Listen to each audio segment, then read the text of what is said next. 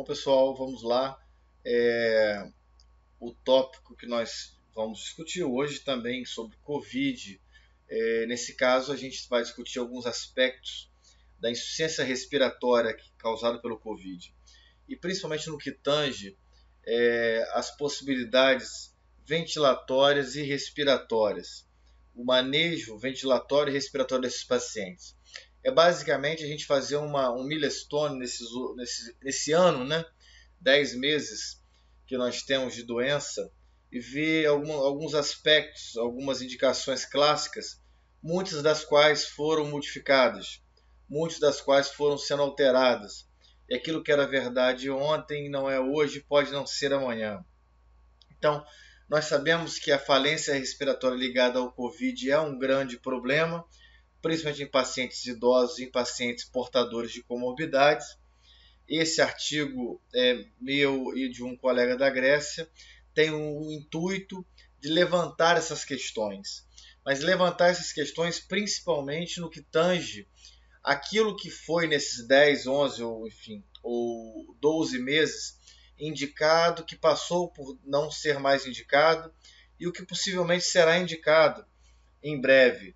Porque a falência respiratória por Covid, ela gera uma síndrome da angústia respiratória.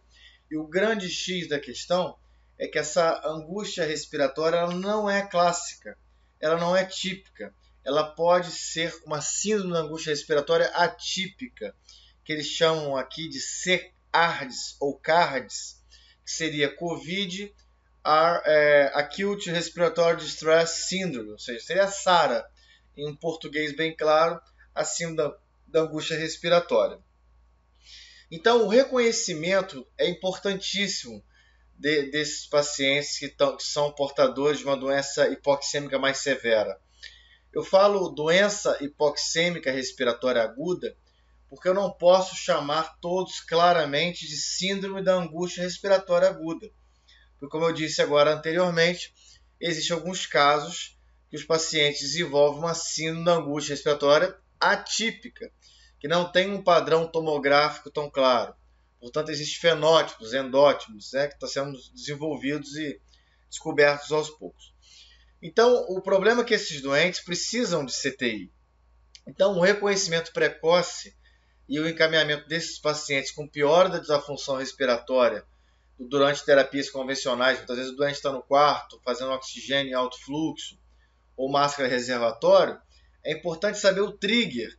Né? Será que um trigger de 85%, de 80%? Saber o trigger que pode recomendar esses doentes, porque boa parte desses doentes, cerca de 6% desses doentes vão para terapia intensiva. E desses, 75% vão precisar de alguma manobra ventilatória invasiva. E aproximadamente 10% vai requerer que essas manobras invasivas durem mais de 14 dias. Então, basicamente, o que a gente vai colocar aqui de linhas gerais é que existem diversas situações, indicações nesses doentes. E essas indicações têm suas próprias contraindicações, suas peculiaridades, suas controvérsias, entre outras. Eu acho que o primeiro tópico que aparece aqui, que é o alto fluxo nasal, aí tem outras que a gente vai discutir, que é o alto fluxo nasal, desculpe, ligeiramente desfocado o slide, é uma terapia bastante, vamos dizer assim, recomendada e parece que está bem estabelecido que o alto fluxo nasal seja uma terapia eficaz, importante, né? Especialmente em pacientes que têm normocapnia, né? Que não tem uma hipoxemia tão aguda. Né? Ele tem uma hipoxemia, mas não é aquela hipoxemia abrupta, que leva a crer até patologias tromboembólicas. Né?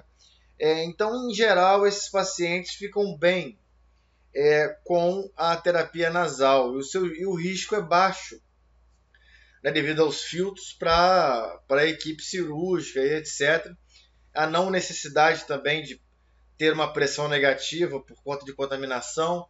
Então, a terapia com alto fluxo nasal é bem estabelecida. Tá? Então, vamos lá. Em relação à ventilação não invasiva. Então, nós sabemos que a ventilação não invasiva é utilizada em muitas situações. Né? em doentes com doenças respiratórias crônicas. Recentemente, nesses doentes com síndrome aguda, elas foram reativadas com o objetivo de atrasar a intubação, ou seja, a ventilação não invasiva com máscara, com uma máscara facial, máscara, enfim, full face, uma máscara que seja que dê uma pressão, que dê até PIP, tem um risco de aerosol, porém o objetivo é evitar que você entube esse doente.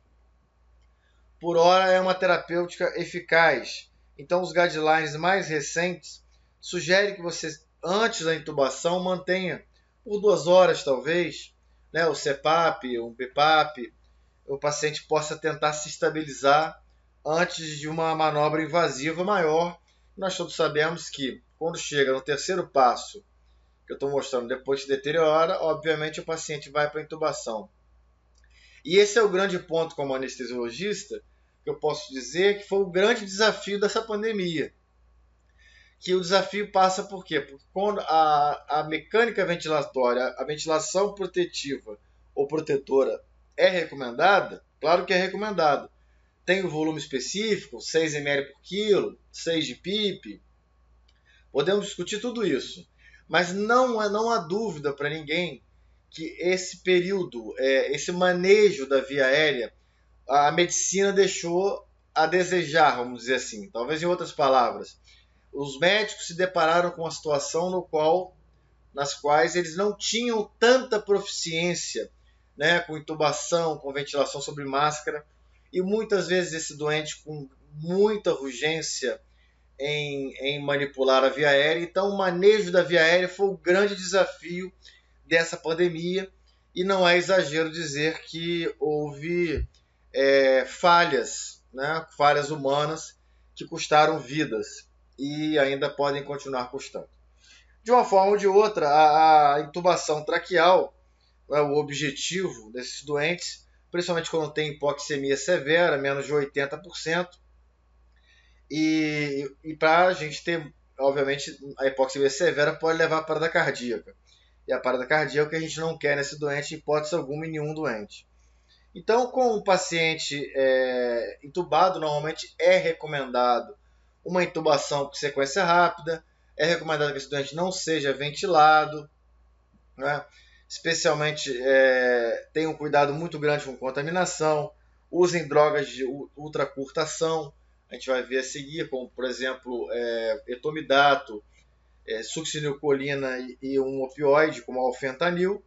Tá? Você mantém a via aérea desse doente e objetivo uma PF em torno de 120, né? Evitar uma PO2 abaixo de 70, manter uma FO2 do paciente, tentar manter mais ou menos em torno de 60. Então, basicamente, a ventilação invasiva busca esse equilíbrio, né? Esse equilíbrio no qual o doente não consegue mais, ele entrou em insuficiência respiratória, ele já não suporta mais e ele precisa ter um descanso, vamos dizer assim.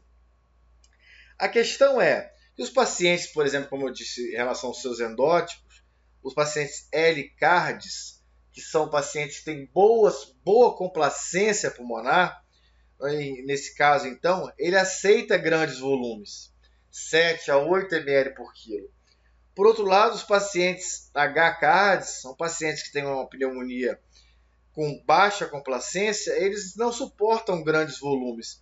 E também tem alterações em relação à PIP. Então, há muita coisa ainda a ser aprendida em relação à ventilação mecânica, em relação ao que a gente tem que fazer de manejo desses doentes.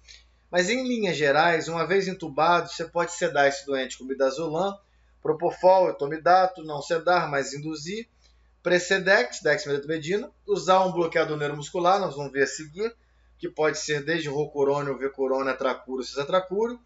Considerar a posição prona, nós também vamos conversar sobre isso, né?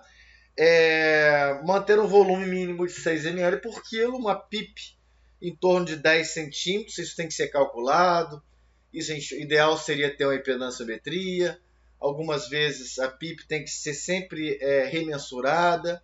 Se o doente for virado de lateral ou virado em prona, idealmente não muda a estratégia de PIP, porém deve ser recalculada, uma frequência respiratória sempre abaixo de 30, uma pressão de platô máxima 30, tá? E uma drive pressure ideal em torno de 15 centímetros de água. Então tá aí o que eu falei agora, tá? As recomendações importantes na ventilação invasiva. Bom, em relação ao bloqueador neuromuscular, o bloqueador neuromuscular não é uma rotina em terapia intensiva, é uma rotina controvérsia em anestesia. Na verdade, o que se tem de mais atual em relação ao bloqueio neuromuscular é que se o paciente não precisa de um relaxamento muscular, para que fazer o bloqueador neuromuscular? Então, durante a pandemia, nós tivemos também essas interrogativas. Bom, peraí, o doente está mal acoplado ao respirador? É uma justificativa? Para entubar, é uma justificativa. Porém, a gente viu que esses doentes ficavam longo tempo com o bloqueador neuromuscular, eles evoluíam mal, porque eles tinham disfunção diafragmática, tinham complicações e reações alérgicas dos próprios bloqueadores. Então, assim, você pode considerar o bloqueador num paciente em hipóxia e hipercapnia, no qual ele não está muito bem acoplado ao respirador. Porém, muita atenção, que muitas vezes a sedação não está suficiente e você se pauta no bloqueio neuromuscular como uma forma de tentar completar uma sedação ineficiente, uma sedação que não está adequada. Bom, posição prona vem a seguir. Bom, a posição prona é muito claro, clássico. A gente tem um artigo recente publicado no Trends, Anesthesia and Critical Care sobre prone position in perioperatório period. A gente quer dizer o seguinte, é muito claro que o paciente em posição prona, ele se beneficia por toda a dinâmica respiratória. Não há dúvida que a relação ventilação-perfusão, que toda a dinâmica, fisiologia respiratória, ela é, por inúmeros artigos, inúmeras experiências, uma tonelada de evidências já em relação à terapia intensiva. O professor Paulo Pelosi, lá de Gênova, é um estudioso sobre isso. Quem quiser procurar o nome dele, estudar um pouco mais. O próprio brasileiro, Marcelo Gama de Abreu, que também trabalha no laboratório dele, foi nosso colega do Fundão, e que hoje é anestesista em Dresden, na Alemanha, estuda engenharia pulmonar, também já publicou inúmeros artigos junto com um grupo lá de Gênova, e com a Patrícia Rouco aqui do Fundão, que é uma cientista de um respeito enorme mundial, o Brasil sendo muito bem representado pela Patrícia Rouco, na parte de engenharia pulmonar. Então não há dúvida que a posição prona faz com que esses doentes se beneficiem, né, em relação à relação ventilação-perfusão. São aquelas teorias, né, do velho, que tem até um livrinho agora, West, John B. West, que mostrava as 3 zonas de West. E essas zonas de West em posição prona são melhoradas, então não há dúvida que há uma melhora.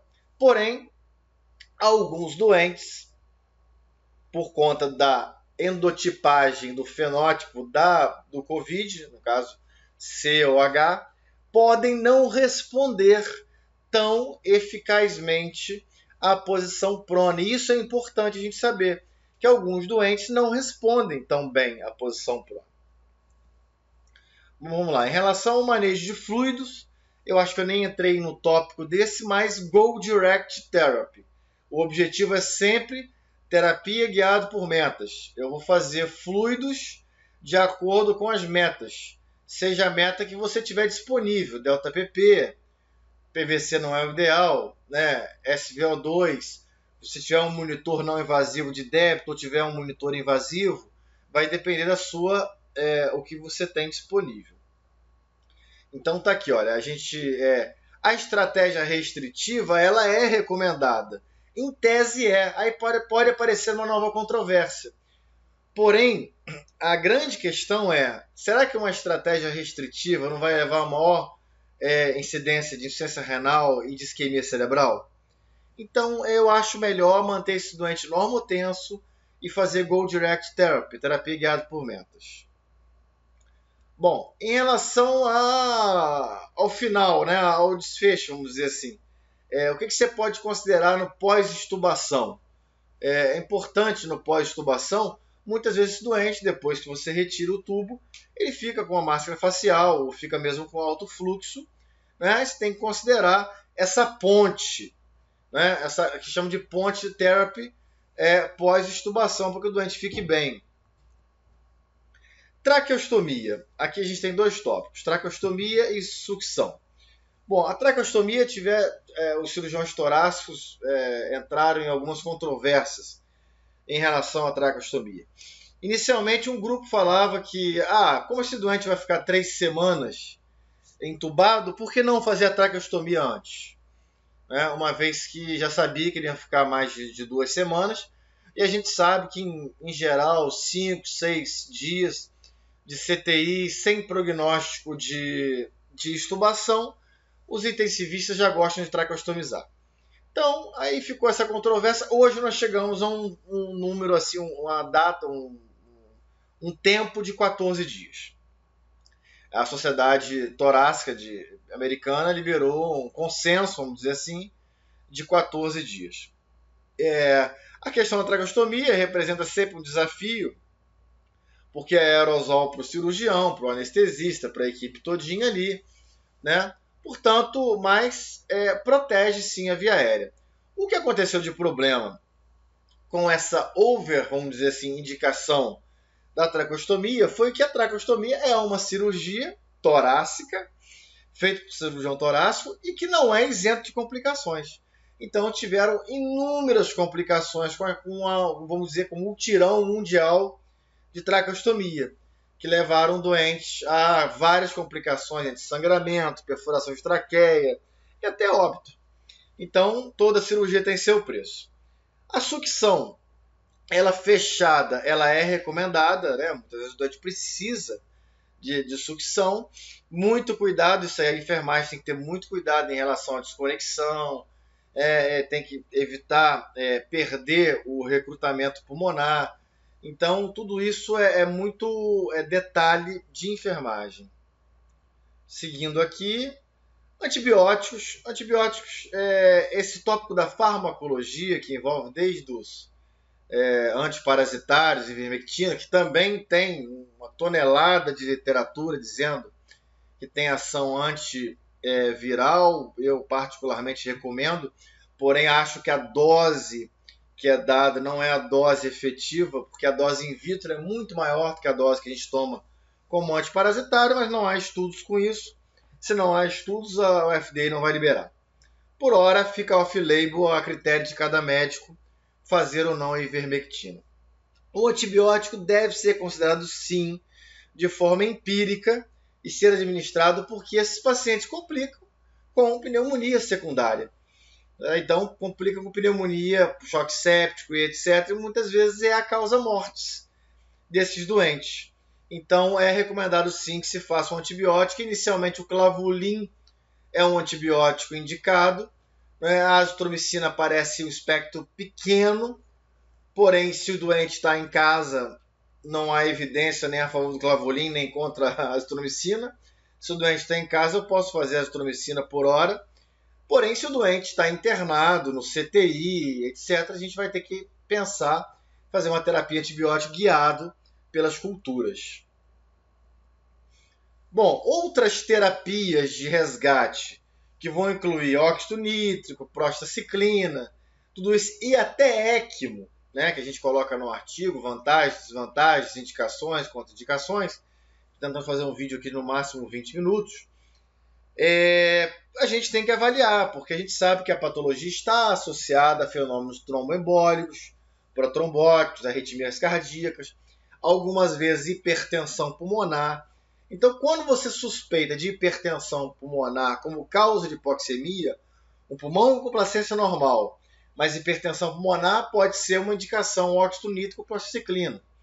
E quando todas as terapias falham e o doente é jovem, suporta a ECMO ela é indicada, sendo colocada muitas vezes para um hemodinamicista, um cardiologista experiente, ou um intensivista experiente, chefe de serviço ou cirurgião cardíaco.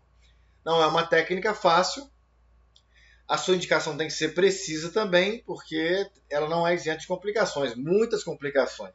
é equivalente à circulação extracorpórea. Bom, entre mais manobras de recrutamento, de outras manobras aqui a gente sempre faz, com pulmonar, o suporte com a ECMO que eu falei, a ECMO precoce, ela não é recomendada, tá certo? Mas ela é o final de linha. E nós temos inúmeros casos na literatura de pacientes que a ECMO tirou os doentes, né, de uma hipoxemia severa, pacientes mais jovens, que foi uma coisa praticamente milagrosa. A ECMO é uma manobra heróica, é uma manobra milagrosa, sem dúvida nenhuma. Tem outras terapias que estão aí em andamento, né? Tanto quanto a vacina, tanto quanto terapias como os antivirais, mas efetivos ainda demanda confirmações, etc. Né? Corticoide não foi recomendado, deixei isso bem claro aqui, né? Não era recomendado de uso de rotina. E aí um grupo americano, que o mesmo que defende a ivermectina, começou a falar em corticoide, e hoje se usa o corticoide em todos os pacientes. O corticoide virou a terapia, né, chave, e no início não era recomendado. Então é uma controvérsia. O antiviral foi o que eu falei, o Remdesivir, entre outros, que tem atividade antiviral, mas que ainda demanda grandes estudos. Ok, muito obrigado.